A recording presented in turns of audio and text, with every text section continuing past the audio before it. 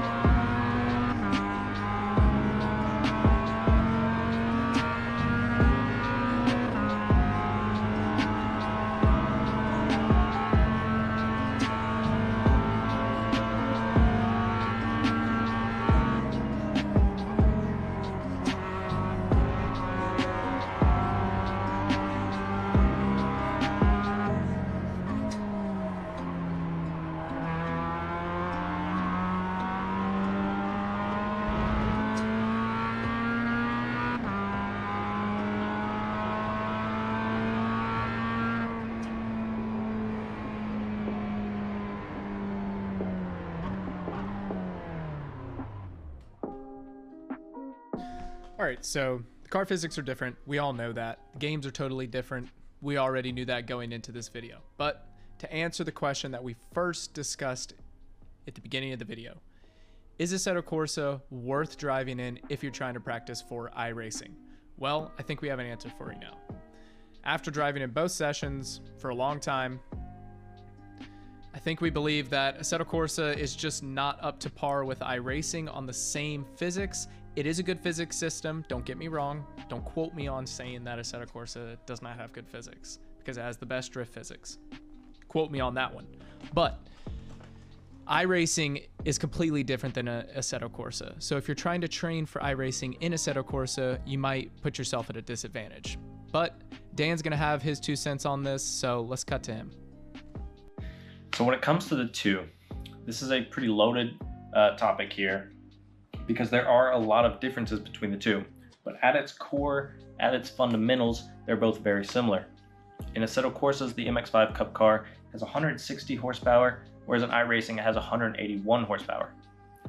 That is a pretty significant change, and with that change, it leads you to be much more careful with your throttle input as well as your braking input in iRacing. On braking, this is really my biggest gripe when it comes to Assetto Corsa. It felt a lot more like a simcade experience in that I didn't have to left foot brake, or I didn't find myself left foot braking nearly as much in Assetto Corsa as I did in iRacing. And if I attempt to bring that habit, that driving style into iRacing with me, I end up going off track, or at the very least, I'm much slower.